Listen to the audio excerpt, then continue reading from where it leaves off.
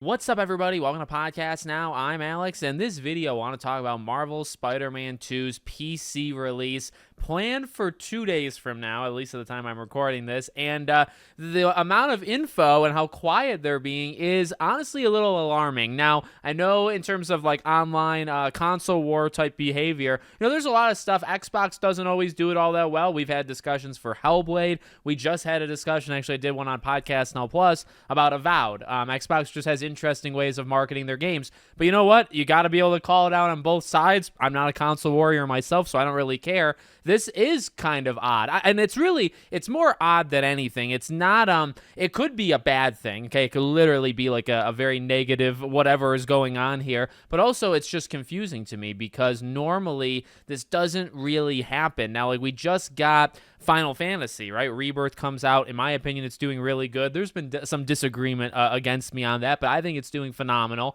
That came out, last week? Now, that's not PlayStation, right? That was a former PlayStation 5 exclusive that's now on PC. Because the first thing I was thinking is, okay, would they care about that? Like, maybe they don't want to say anything. But you have a couple issues here. Like, number one, it's not yours, so you really wouldn't care all that much. And number two, don't you want Spider-Man 2 to do well, on PC? So look, the game comes out in 2 days. As far as we know, there's no system requirements. There's no super enhanced details. There's no write-ups on this game. There's no nothing. There's no release time type sheet, spreadsheet, whatever you want. There's nothing. So I don't know what the game plan is. I saw some people speculating that maybe they're just overworking Nix's, right? So Nix's is a very specialized studio. I very much appreciate them. I like that they have them, and I think the benefit of having that team and what they could do, not just for PS5, God of Wars and Spider-Man's and Horizon and stuff like that, but going back further, could you pick some kind of gems and bring those to PC as well? It's a good studio. They work hard. They work fast. They do multiple projects at a time. I'm saying things that are obvious, but also it's like, well,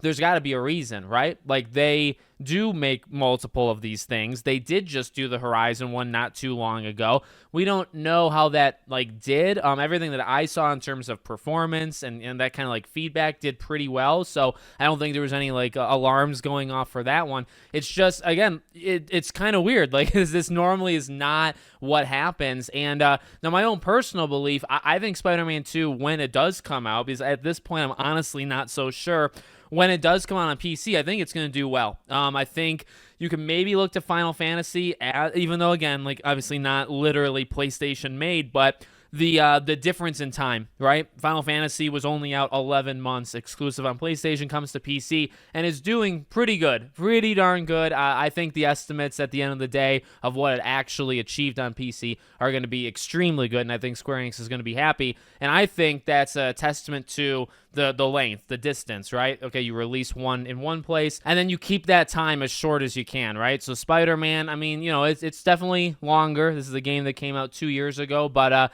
I think that the game will, perform rather well on PC. Big brand. It's a very good game. I'm sure we're going to have the discussion of how good of a game is it really? And we can have that. But first, let's get the game to come out, shall we? So I don't know. I mean, I say it like I just said it purposely because it's so late. It comes out in a day and a half, right? It's not even 2 days. It's a day and a half.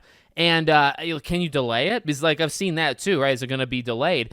Can you delay something that's that? I mean, I guess the answer is yes. You could technically delay something anytime that you want, but that would be very strange coming from PlayStation, coming from Nix's, that kind of history and how they've handled it in the past, to delay the PC launch of a game literally the day before it comes out. Doesn't matter who you are, by the way. That's a terrible look.